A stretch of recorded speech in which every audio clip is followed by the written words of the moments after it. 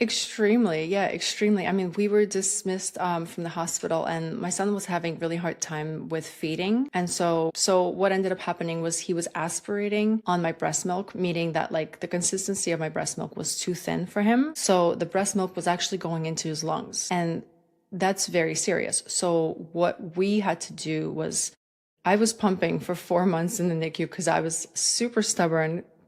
And ironically, like one of the nurses in the NICU, I remember specifically said to me, she's like, "Oh, by the time he gets discharged, you're going to be on formula and everything's going to be fine." And I'm like, "No, I'm going to pump, I'm going to breastfeed." And I was like so stubborn about him getting the breast milk because somehow I related that to him being dismissed and like discharged earlier for whatever reason. Like in my mind, I was like, this is what I have to do. So I was pumping for 4 months exclusively. And then once we were discharged, he still could not breastfeed, even though the supply was there and he was willing.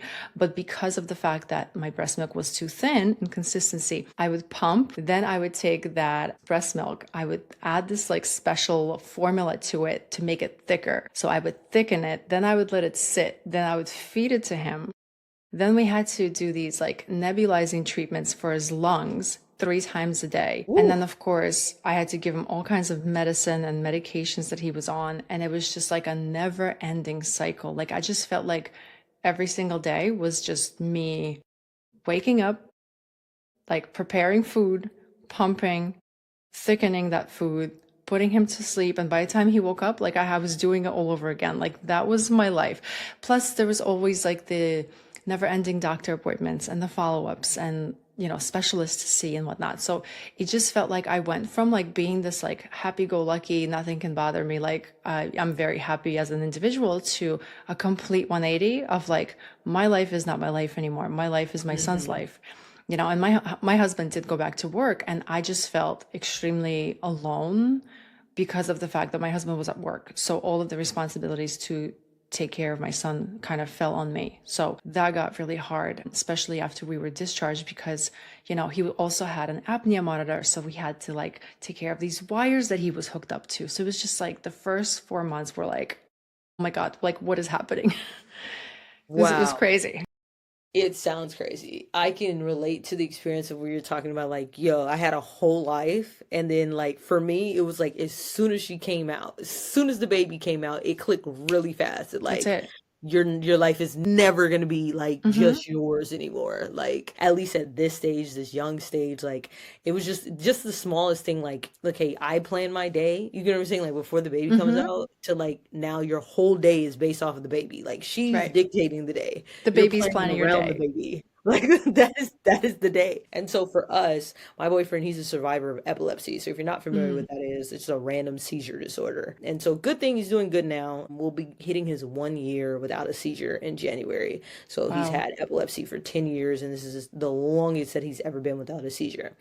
But regardless, because he has a disability, like the dynamics in our relationship are different. It looks different for us as far as parenting, especially at this age. We decided that essentially for safety reasons, like as far as like physically picking her up, transporting her, like all of those things, that's essentially on me. Hmm. And so, and like the first few days, like I definitely undercalculated like what the amount of support that I was gonna need.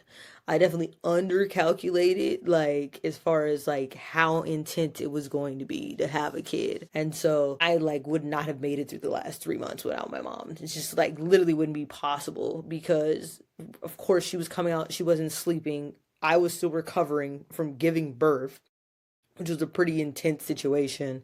And then on top of that, like why some couples or most couples like are able to divvy up the night shift was 100% on me Hmm. because one of his triggers is sleep. Hmm. So that like you have a newborn, what do you lose out on sleep? So he's on one side of the house, I'm on another side of the house, and then I'm having to deal with waking up, breastfeeding, all of that. And so I can relate to saying like, when you are carrying the majority of the load, and then I think there is this definite sense of loneliness. And like for Hmm. us, it's like, yes, I'm choosing this. I understand. You could have a logical understanding about like why this is happening. Like for you, it's like, okay, he has to go back to work. Like that's logical. Somebody's got to contribute financially right now because we need the Right. money. So I have to do this. Like, boom. for me, it's like, okay, it's logical for this portion until she's able to do more physical things on her own. I have to do the physicality because it's better for her safety. Like, that's the logic, right? And then the postpartum hits, and it's like, Mm-hmm. in your head. And like I don't think anybody really prepares you for that because it looks different for everybody.